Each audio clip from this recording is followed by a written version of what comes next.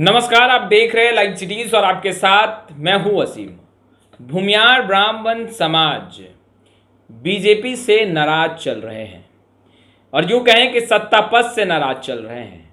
बिहार में बोछा उपचुनाव के जो परिणाम आए उसके बाद से तो बिहार की सियासत गर्म थी ही, मगर जिस तरीके से राजधानी पटना में लगातार भूमियार ब्राह्मण समाज के द्वारा कार्यक्रम हो रहे हैं और अब तो गोलबंद होने की भी बातें निकलकर सामने आ रही है। भूमियार ब्राह्मण समाज का कहना है कि उन्हें सत्तापक्ष के द्वारा अपमानित किया जा रहा है, षड्यंत्र रचा जा रहा है, सामाजिक राजनीतिक रूप से उन्हें पीछे ढकेला जा रहा है।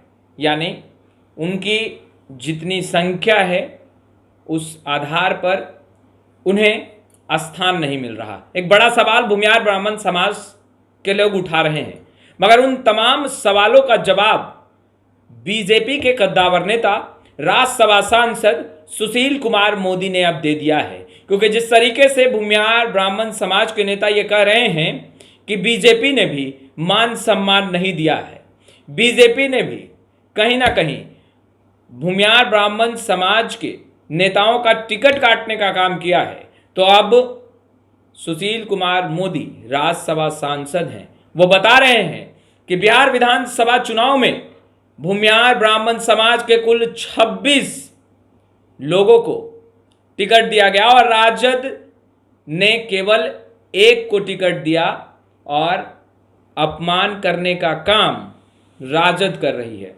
देखिए, सुशील कुमार मोदी का ये ट्विटर हैंडल पेज है, आप देख रहे होंगे। सुशील कुमार मोदी ने लगातार एक ट्वीट किए हैं और सबसे पहला जो ट्वीट सुशील कुमार मोदी ने किया है वो हम आपको पढ़कर सुना रहे हैं और आपके स्क्रीन पर भी बाखूबी चल रहा होगा।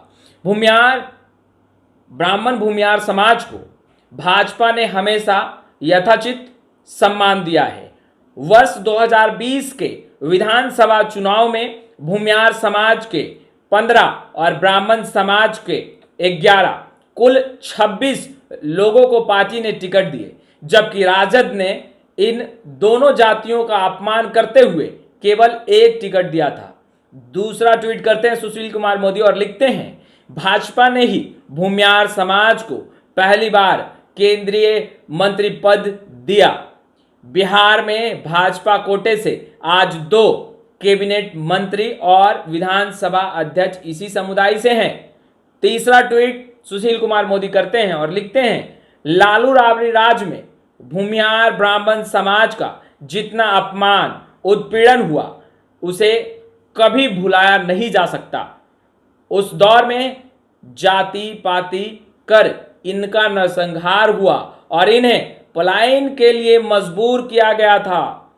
चौथा ट्वीट करते हैं और लिखते हैं सुशील कुमार मोदी, ऊंची जातियों को 10% आरक्षण देने का विरोध करने वाली लालू प्रसाद की पार्टी आज किस मुंह से भूमियार ब्राह्मण समाज की हितैषी बन रही है, एक बड़ा प्रश्न पूछ रहे हैं। और आखिरी ट्वीट सुशील कुमार मोदी करते हैं और लिखते हैं कि विधान परिषद का एक चुनाव या उपचुनाव किसी दल पर किसी समाज के भरोसे का एकमात्र पैमाना नहीं हो सकता। सबको पता है कि परिषद के चुनाव किस आधार पर होते हैं। हाल के चुनावों में यदि पार्टी से कोई गलती हुई तो उसे सुधारा जाएगा और सम्मान देने में कोई कमी नहीं की जाएगी। देखिए, मान सम्मान की लड़ाई की बात हमेशा भूमियार ब्राह्मण समाज करता रहा है और उसी मान सम्मान की बात अब बीजेपी के कद्दावर नेता राज्यसभा सांसद सुशील कुमार मोदी कर रहे हैं और कहते दिखाई दे रहे हैं कि अगर किसी दल ने मान सम्मान दिया है भूमियार ब्राह्मण समाज को तो वो दल भाजपा का है और भाजपा हमेशा से ही भूमियार ब्राह्मण समाज को मान सम्मान देती रही है और आगे भी देती रहेगी।